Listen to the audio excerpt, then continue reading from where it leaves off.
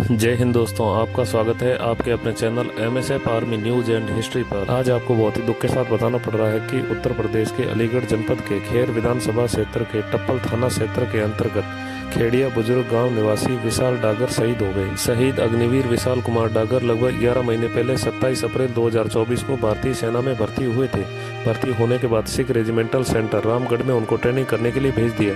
6 महीने की ट्रेनिंग पूरी हो जाने के बाद सिख रेजिमेंट अरुणाचल प्रदेश में उनको तैनात किया गया। आपको बता दें कि शहीद अग्निवीर विशाल कुमार डागर की शुरुआती पढ़ाई उनके पैतृक गांव खेड़िया बुजुर्ग में ही हुई। उसके बाद उन्होंने 12वीं पास करने के बाद भारतीय सेना में जाने की ठान ली और उनको शुरू से ही लगन थी कि मैं भारतीय सेना में जाऊंगा और देश की सेवा करूंगा। भारतीय सेना में भर्ती होने के लिए अग्निवीर विशाल कुमार डागर MP चले गए और उन्होंने वहां पर इंदौर फिजिकल एकेडमी में ट्रेनिंग ली। इंदौर फिजिकल एकेडमी के कोच ने बताया कि अग्निवीर विशाल डागर बहुत ही मेहनती थे। उन्होंने जैसे ही ट्रेनिंग करने के लिए एकेडमी में एडमिशन लिया तो कुछ ही महीने बाद उन्होंने सिलेक्शन ले लिया और भारतीय सेना में अग्निवीर के पद पर भर्ती हो गए। भर्ती होने के बाद वो ट्रेनिंग की और ट्रेनिंग करने के बाद सिख रेजिमेंट अरुणाचल प्रदेश में ड्यूटी करने के लिए चले गए। हाल फिलहाल बता दें कि 3 महीने पहले ही वो अरुणाचल प्रदेश में उनकी पहली पोस्टिंग हुई थी, जहां पर वो अपनी ड्यूटी कर रहे थे। शहीद अग्निवीर विशाल डागर के परिवार में उनकी दादी, उनके माता पिता, उनका बड़ा भाई रवि डागर और उनकी एक छोटी बहन है। आपको बता दें कि शहीद विशाल डागर पिछले 3 महीने से अरुणाचल प्रदेश में तैनात थे। बताया जा रहा है कि 30 मार्च को अचानक से वो बुरी तरह से घायल हो गए।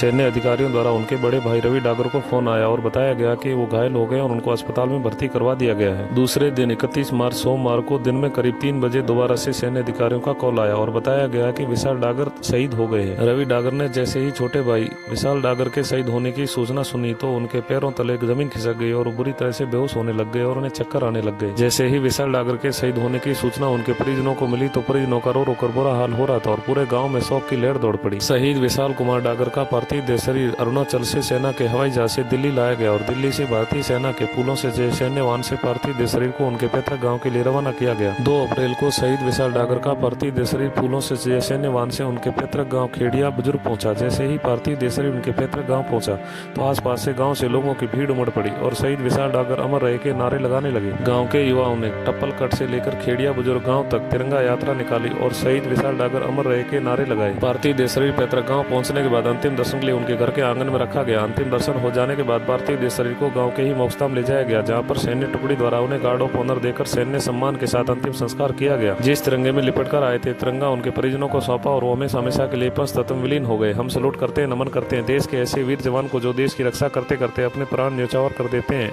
जय हिंद।